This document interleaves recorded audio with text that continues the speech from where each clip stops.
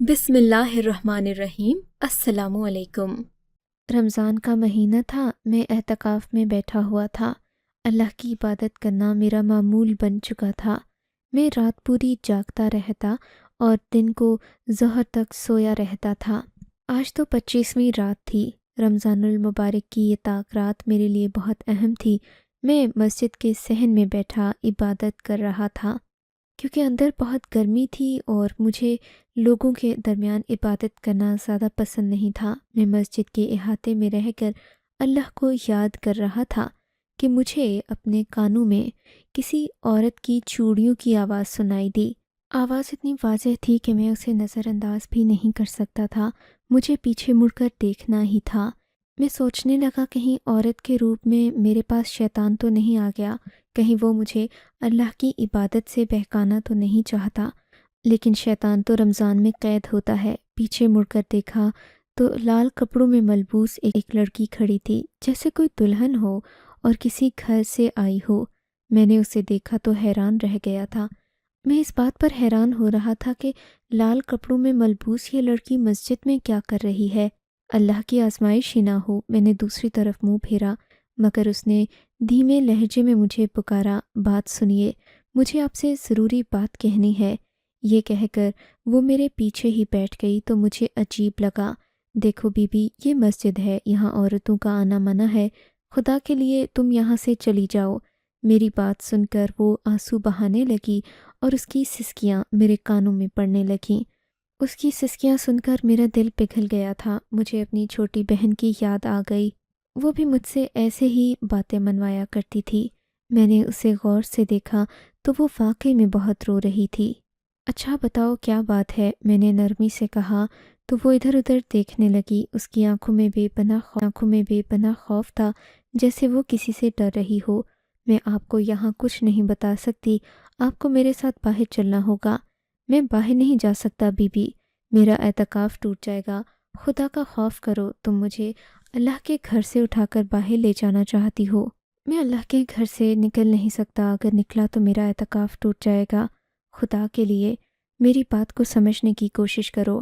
اس سے پہلے کہ میں اپنی بات مکمل کرتا وہ میرے قدموں میں بیٹھ گئی۔ ایسا ظلم نہ کریں، میں مجبور ہوں، یتیم لڑکی ہوں، میرے گھر میں نہ ابا ہیں نہ میرے بھائی ہیں۔ خدا کے لیے میری بات سن لیں، ورنہ میں لٹتی رہوں گی، برباد ہوتی رہوں گی، اور کیا پتہ یہی بیماری آپ کے گھر تک نہ پہنچ جائے جیسے میں برباد ہو رہی ہوں۔ خدا نہ کرے کہ گاؤں کی کوئی اور لڑکی برباد ہو۔ مجھے آپ جیسے مضبوط سہارے کی ضرورت ہے۔ اگر آج میری آپ نے مدد نہیں کی تو آج رات میں پھر برباد ہو جاؤں گی۔ وہ لڑکی لمحے کچھ نہیں سوچا۔ اس لمحے میں اپنے رب سے یہی کہہ رہا تھا کہ میں تیری مجبور بندی کی مدد کرنے جا رہا ہوں، میری خطا کو معاف کر دینا۔ میں مسجد سے نکلا تو اس لڑکی کے آنسو زمین پر گرنے لگے۔ وہ اس قدر رو رہی تھی کہ اسے دیکھ کر مجھ سے رہا نہیں جا رہا تھا۔ اب بتاؤ بھی بات کیا ہے؟ مجھے جلدی مسجد کے اندر بھی جانا ہے بہن۔ اگر میں تمہاری کوئی مدد کر سکتا ہوں تو ٹھیک ہے، ورنہ اپنا دکھڑا ہی سنانا ہے تو تم کسی اور کو بھی سنا سکتی ہو۔ نہیں، میں آپ کو ساری بات سچ سچ بتاؤں گی۔ میں آج آپ کے سامنے روئی ہوں، مگر آپ میری زندگی کے شاید پہلے مرد ہوں گے جس کے سامنے میں نے بات کی ہے، ورنہ تو میرے کزن، میرے چچا زاد بہن بھائی بھی آج تک میرا چہرہ نہیں دیکھ پائے۔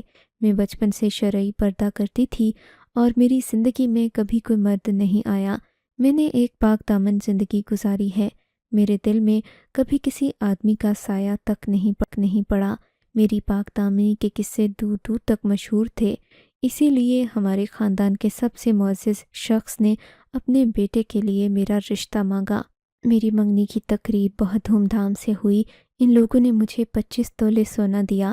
اس سونے نے تو پورے خاندان میں میری عزت بڑھا دی تھی، کیونکہ میرے ابا امام مسجد ہیں۔ جس مسجد میں آپ نے اعتکاف کیا ہے، یہاں میرے ابا نماز پڑھاتے ہیں۔ ایک امام مسجد بہت شریف اور سفید پوش انسان ہوتا ہے۔ اس کے گھر میں عزت کے علاوہ کچھ نہیں ہوتا۔ دولت تو اس کے گھر کی باندھی نہیں ہوتی۔ بس ہم بھی شرافت کی زندگی گزار رہے تھے، مگر جب میرے سسرال والوں نے میرے سر پر 25 تولے سونا چڑھایا تو سب لوگ مجھے حسرت بھری نگاہوں سے دیکھ رہے تھے۔ مگر اس شام ایک عجیب واقعہ ہوا۔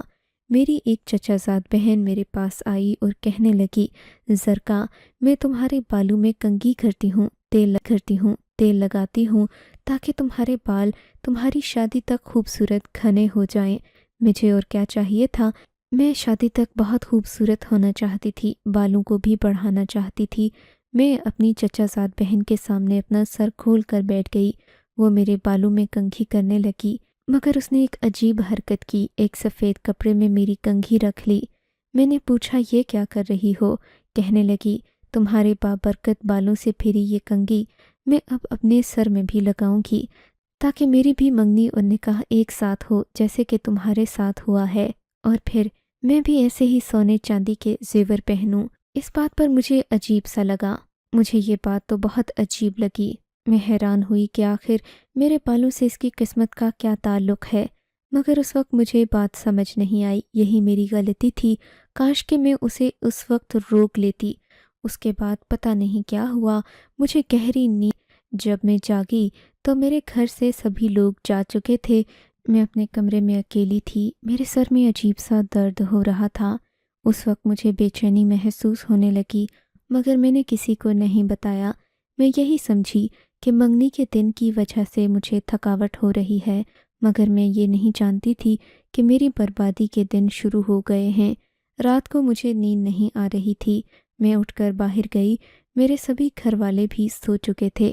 شاید انہوں نے مجھے اس لیے نہیں جگایا تھا کہ میں گہری نیند سو رہی تھی، مگر مجھے اب اپنے نکاح کی کوئی خوشی نہیں تھی۔ جو خوشی پہلے مجھے محسوس ہو رہی تھی، اب وہ میرے دل سے ختم ہو چکی تھی۔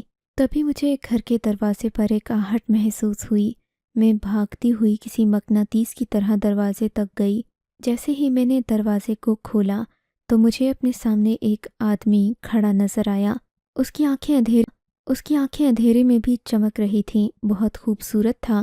اس کی داڑھی اور چہرے کی رنگت کو دیکھ کر لگتا تھا کہ دن اور رات ایک ساتھ سامنے آ گئے ہوں۔ وہ بے انتہا خوبصورت تھا۔ مجھے لگا جیسے میں اپنے آپ پر قابو نہیں رکھ پاؤں گی۔ اس نوجوان نے منہ سے کچھ نہیں کہا، بس وہ آگے آگے چلنے لگا۔ میں دیوانوں کی طرح آنکھیں بند کیے اس کے پیچھے پیچھے چلنے لگی۔ ایسا محسوس ہو رہا تھا کہ مجھے راستہ نظر نہیں آ رہا، بس میں اس کے پیچھے پیچھے جا رہی تھی۔ میرا دل کسی بھی طرح کے خوف سے آزاد تھا۔ تقریباً 15 منٹ چلنے کے بعد مجھے لگا کہ میں زمین پر گر گئی ہوں۔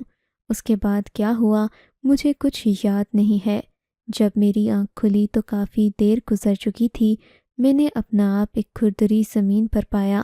آنکھیں کھولیں تو میرے قدموں تلے سے زمین نکل گئی۔ میرے سر پر چادر نہیں تھی۔ وہ لڑکی یہ کہہ رونے لگی، اور یہ دیکھیں میرے کپڑوں کی حالت۔ اس لڑکی نے مجھے اپنی آستین دکھائی تو لگتا تھا کہ کسی نے اس کی آستین پھاڑ دی ہو۔ تو کیا تم نے اس شخص سے کچھ پوچھا نہیں؟ مجھے نہیں یاد کہ کیا ہوا۔ جب میں صبح اٹھی تو میری حالت عجیب سی تھی۔ وہ لڑکی دوبارہ سے یہ باتیں کر کے اپنا چہرہ اپنے دونوں ہاتھوں میں چھپا کر رونے لگی تھی۔ تم حوصلہ کرو، ہمت سے کام لو، اللہ سب بہتر کرے گا۔ مجھے یہ بتاؤ کہ وہ بدبخت ہے کون اور تم سے کیا چاہتا ہے؟ یہ تو مجھے خود سمجھ نہیں آتا، میری حالت عجیب سی ہو جاتی ہے۔ وہ لڑکی رونے لگی تھی، خود کو بے حد کوسنے لگی۔ میں عزت دار باپ کی عزت دار بیٹی ہوں، میں نکاح میں ہوں کسی کے۔ چند مہینوں بعد میری رخصتی ہے۔ میرے سسرال والے اگر انہیں میرے بارے میں یہ باتیں پتہ چل گئیں تو وہ کیا سوچیں گے؟ ایک صبح تو یہاں تک ہوا کہ میں ایسی جگہ پڑی تھی جہاں لوگوں کے گزرنے کا ہے، مگر فجر سے پہلے میری آنکھ کھل گئی تو میں وہاں سے اٹھ کر گھر آ گئی۔ میری اماں مجھ سے پوچھنے لگیں کہ تم کہاں گئی تھیں؟ میں انہیں کیا بتاتی؟ میرے تو ذہن پر ایک بوجھ سا تھا جسے میں چاہ کر بھی ہٹا نہیں پا رہی تھی۔ سمجھ نہیں آتا تھا کہ مجھ سے کیا خطا سرزد ہو گئی جس کی مجھے سزا مل گئی۔ اگر یہی سب چلتا رہا تو میں کہاں جاؤں گی؟ ہر رات ایسا ہی ہوتا ہے، وہ آدمی ہمارے گھر کے باہر آتا ہے اور میں اس کے پیچھے پیچھے چلی جاتی ہوں۔ میری ماں میرا کتنا پہرا کرے، میں کبھی چھت کے راستے سے تو کبھی اپنے گھر کے پچھلے دروازے سے نکل کر اس آدمی تک پہنچ جاتی ہوں، پھر میں اس کے پیچھے اندھوں کی طرح چلنے لگتی ہوں۔ آج بھی فجر سے پہلے وہ آئے گا، کیونکہ اس کا وقت روز بدلتا رہتا ہے۔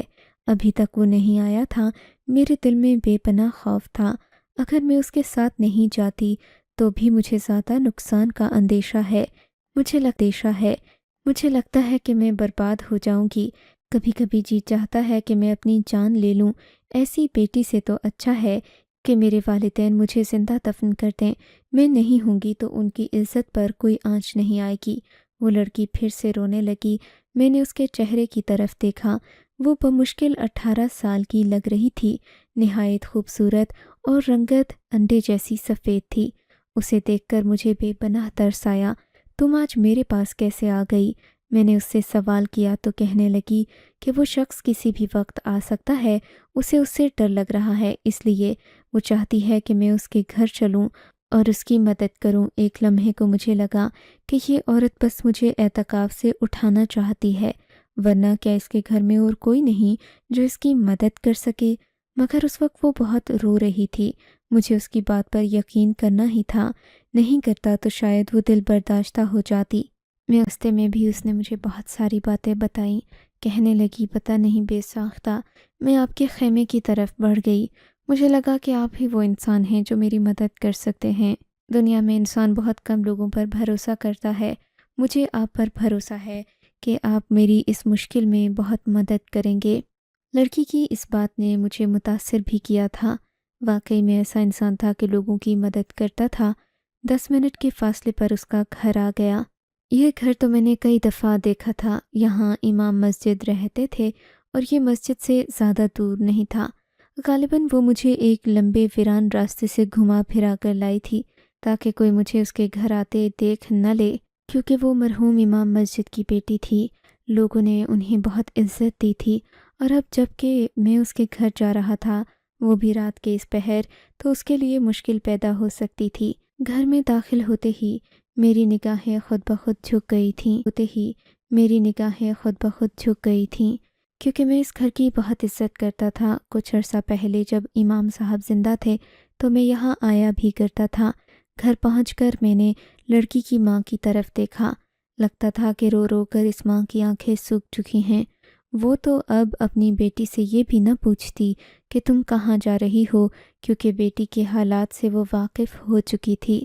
اماں جی، آپ اپنی بیٹی کو سب سے پہلے معاف کر دیں اور مجھے بتائیں کہ وہ بدبخت کون ہے جو آپ کی بیٹی کی عصمت اور حرمت کے پیچھے پڑا ہے۔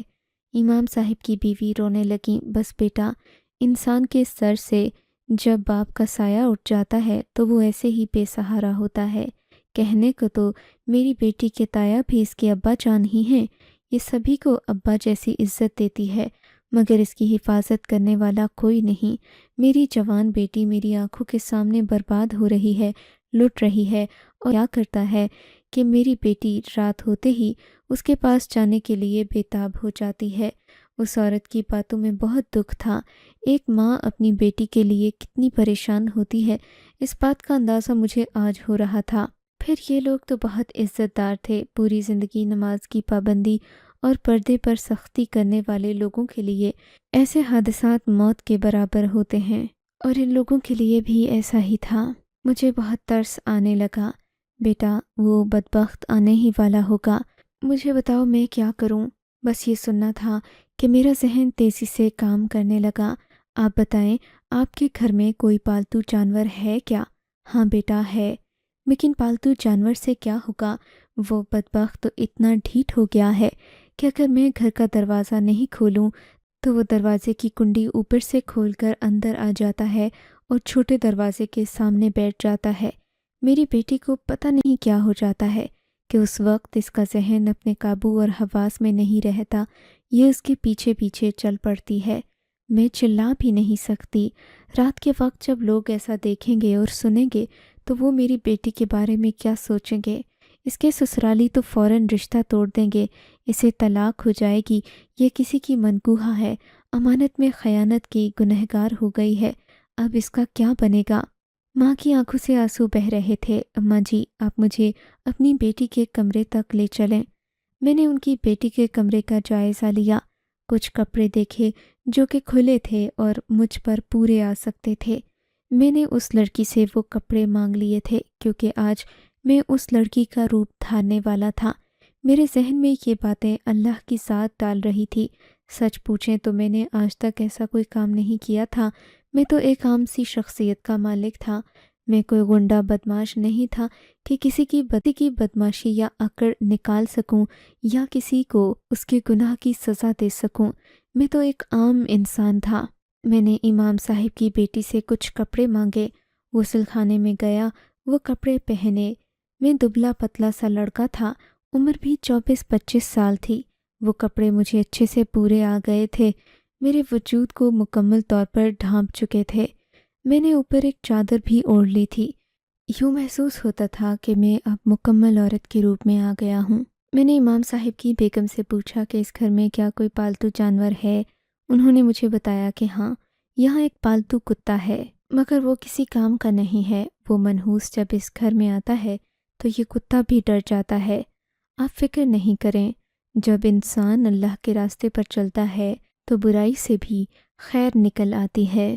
میں نے اس کتے کو اپنے سامنے کیا، اس پر کچھ پڑھ کر پھونکنے لگا۔ مجھے یقین تھا کہ آج رب العالمین میری عزت کی لاج رکھیں گے، مان رکھیں گے اور میری مدد ضرور فرمائیں گے۔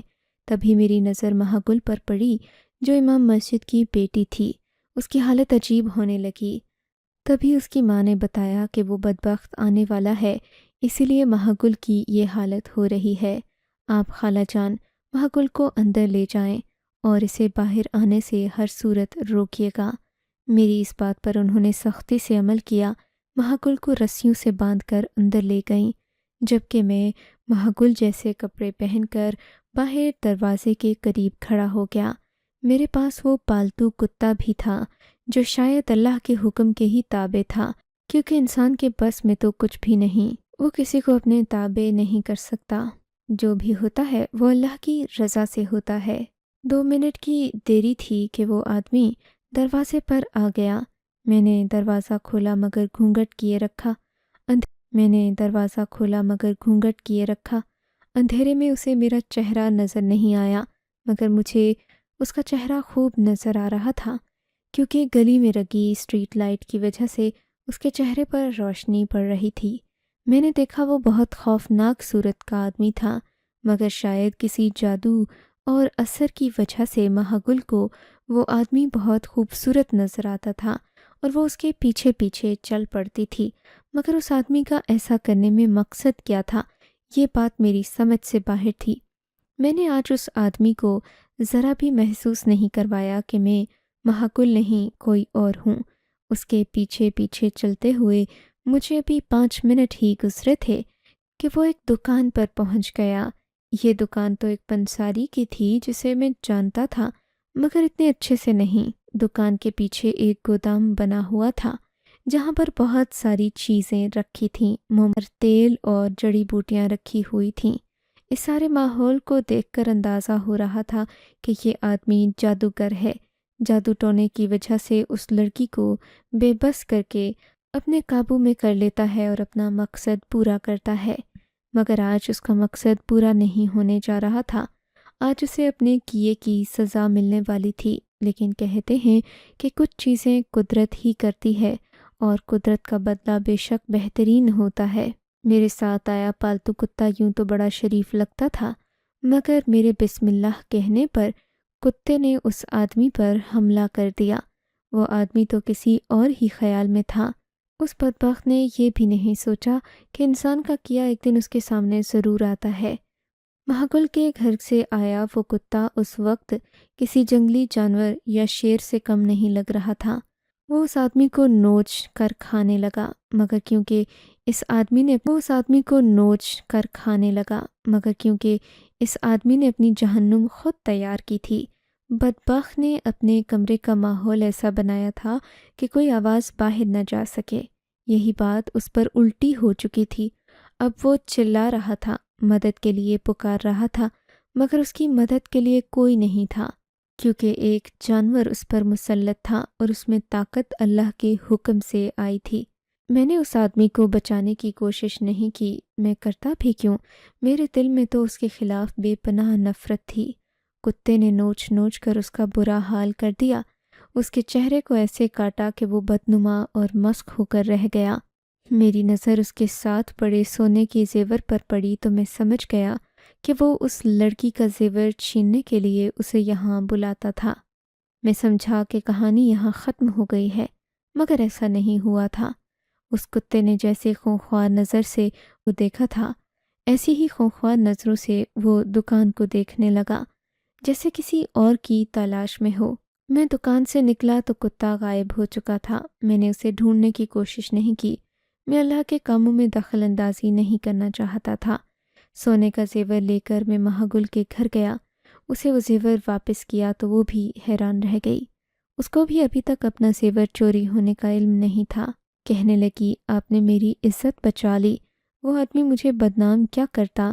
آپ اسے مارتے بھی تو بات کھل جاتی کہ کس وجہ سے پنساری کے بیٹے کو مارا، مگر اب تو قدرت نے ایسا بدلہ لیا ہے کہ کوئی اس جانور سے پوچھ بھی نہیں سکتا کہ اصل وجہ کیا تھی اور جانور نے اسی شخص کو کیوں کاٹا۔ مگر اصل حیرت کی بات تو یہ تھی کہ اس کتے نے صرف اسی آدمی کو نہیں کاٹا، بلکہ مہاگل کی اپنی چچا زاد بہن بھی اس کے شکار سے بچ نہ سکی۔ یہاں تک کہ اس جرم میں شریک ایک فرد اپنے انجام کو پہنچ گیا۔